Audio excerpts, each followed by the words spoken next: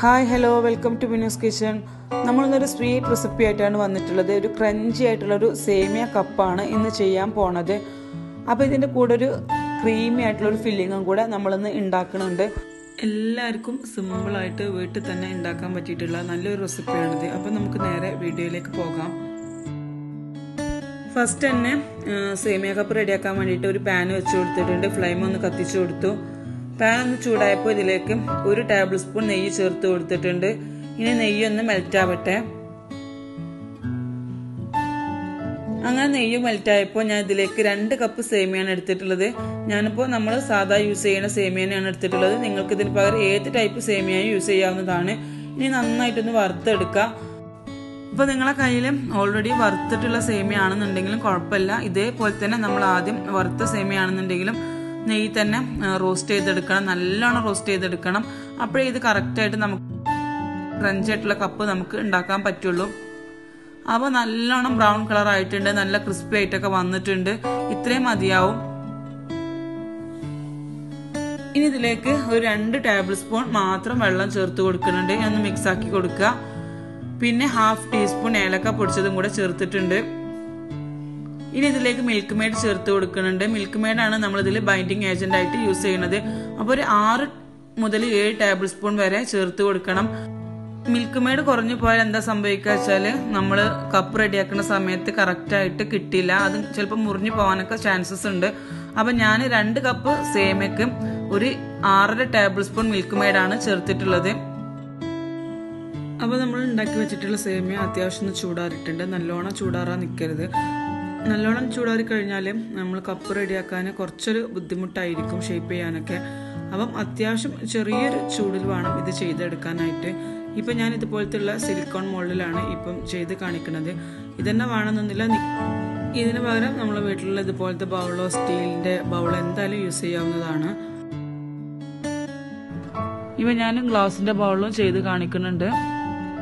ഇനി ഇത് നമ്മൾ എങ്ങനെയാണ് സെറ്റ് ചെയ്യാന്നുള്ളത് നോക്കാം. അത്യാവശ്യം കട്ടിയോട് കൂടി തന്നെ വേണം ഇത് ഉണ്ടാക്കാനായിട്ടും. കട്ടി കുറഞ്ഞു പോയാൽ നമ്മളിത് ഗ്ലാസ്സിൽ നിന്ന് റിമൂവ് ചെയ്യുന്ന സമയത്ത് പൊട്ടിപ്പോകാൻ സാധ്യതയുണ്ട്. എല്ലാ ഭാഗത്തോട്ടും ഒരേപോലെ തന്നെ ആക്കിയിട്ട് നല്ല ഷേപ്പാക്കി എടുക്കുക. അപ്പോൾ ഒരു ബൗളിൻ്റെ ഷേപ്പിൽ നമ്മളെല്ലാം ഇവിടെ റെഡിയാക്കി വെച്ചിട്ടുണ്ട്. ഇപ്പോൾ സിലിക്കോൺ മോഡലൊക്കെ ഞാൻ ആക്കിയിട്ടുണ്ട്.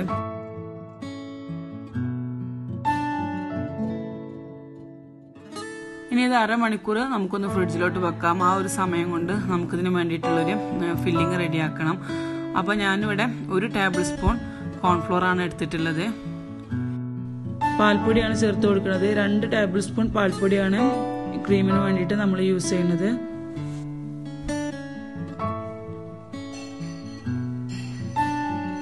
ഇനി ഇതിലേക്ക് മധുരത്തിന് ആവശ്യമായിട്ടുള്ള പഞ്ചസാര ചേർത്ത് കൊടുക്കുക. ഞാനിപ്പോൾ ഇവിടെ 2.5 ടേബിൾ സ്പൂൺ പഞ്ചസാരയാണ് എടുത്തിട്ടുള്ളത്. ഓരോരുത്തരുടെ ടേസ്റ്റിനനുസരിച്ച് കൂട്ടും കുറക്കൊക്കെ ചെയ്യാവുന്നതാണ്. പിന്നെ മധുരം ഒന്ന് ബാലൻസ് ചെയ്യാൻ വേണ്ടിയിട്ട് 1/4 ടീസ്പൂൺ ഉപ്പും കൂടെ ചേർത്ത് കൊടുത്തിട്ടുണ്ട്. ഇനി ഇതിലേക്ക് 1 കപ്പ് പാലാണ് ഞാൻ എടുത്തിട്ടുള്ളത്. പാല് കുറച്ചൊന്ന് തണുത്ത പാലായിരുന്നു, അതുകൊണ്ട് ചെറുതായിട്ട് ഇങ്ങനെ ഐസ് പിടിച്ചിട്ടുണ്ട്. കുഴപ്പമൊന്നുമില്ല. ഇത് പൊടികളായിട്ടൊന്ന് മിക്സാക്കി വരുമ്പോഴത്തിന് മെൽറ്റ് ആയിക്കോളും. ഇനി നല്ലോണം കട്ടയൊന്നും ഇല്ലാണ്ട് മിക്സാക്കി എടുക്കുക. ഇപ്പോൾ ഫ്ലെയിം കത്തിച്ചിട്ടുണ്ട്. ഇത് ഫ്ലെയിമിലോട്ട് വെച്ചിട്ട് നന്നായിട്ടൊന്ന് ഇളക്കി കൊടുത്തുകൊണ്ട് നിൽക്കണം. നമ്മൾ കോൺഫ്ലോറൊക്കെ ചേർത്തുകൊണ്ട് അടിക്ക് പിടിക്കാൻ ചാൻസസ് ഉണ്ട്. അപ്പം കൈ എടുക്കാണ്ട് ഇങ്ങനെ ഇളക്കി കൊടുത്തുകൊണ്ട് നിൽക്കുക. അങ്ങനെ 2 മിനിറ്റ് കഴിയുമ്പോൾ ഇതിലേക്ക് ഞാൻ ക്രീം ചേർത്ത് കൊടുക്കുന്നുണ്ട്. 1 കപ്പ് പാലിന് 1/4 കപ്പ് ക്രീമാണ് കണക്ക്. അപ്പോൾ ഞാനിപ്പോൾ ഇതിലേക്ക് ഒരു 1/4 കപ്പ് വിപ്പിംഗ് ക്രീം ചേർത്തിട്ടുണ്ട്. നിങ്ങൾക്ക് വേണമെങ്കിൽ ഫ്രഷ് ക്രീം യൂസ് ചെയ്യാവുന്നതാണ്. ഏത് ക്രീമായാലും കുഴപ്പമില്ല. നല്ലോണം ഒന്ന് മിക്സാക്കി കൊടുക്കുക. എന്നിട്ട് അങ്ങനെ ഇത് മീഡിയം ടു ലോ ഫ്ലെയിമിലിട്ടിട്ട് നമുക്ക് നല്ലോണം ഒന്ന് കുറുക്കിയെടുക്കാം.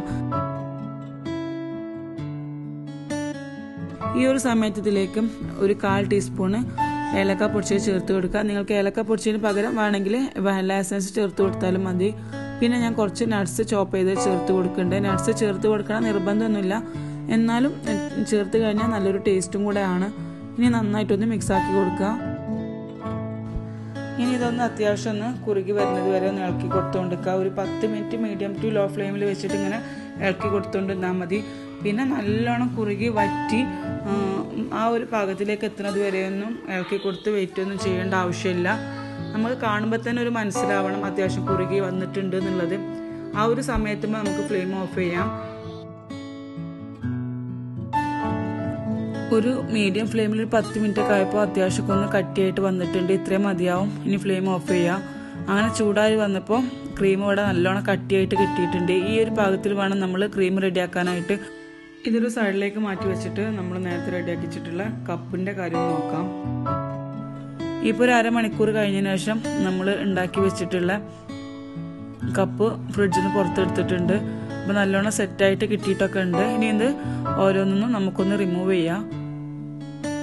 അങ്ങനെ ഞാനിവിടെ എല്ലാം റിമൂവ് ചെയ്തെടുത്തിട്ടുണ്ട്. ഇനി ഇതിന് ആവശ്യമായിട്ടുള്ള ക്രീം ഒഴിച്ചു കൊടുക്കുക.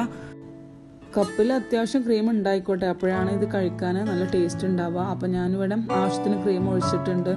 ഇനി കുറച്ച് പിസ്ത അതുപോലെ ചെറിയ വെച്ചിട്ടൊന്ന് ഗാർണിഷ് ചെയ്യുന്നുണ്ട്. നിങ്ങൾക്ക് ഇഷ്ടമുള്ള രീതിയിലൊക്കെ ഗാർണിഷ് ചെയ്യാവുന്നതാണ്. അപ്പോൾ നിങ്ങൾക്ക് വീഡിയോ ഇഷ്ടപ്പെട്ടാൽ ലൈക്ക് ചെയ്യുക, കമൻറ്റ് ചെയ്യുക, നിങ്ങളുടെ ഫ്രണ്ട്സ് ഫാമിലിയായിട്ടൊക്കെ ഷെയർ ചെയ്ത് കൊടുക്കുക. സബ്സ്ക്രൈബ് ചെയ്യാതെ കാണുന്നവരുണ്ടെങ്കിൽ സബ്സ്ക്രൈബ് ചെയ്യാനും മറക്കരുത്.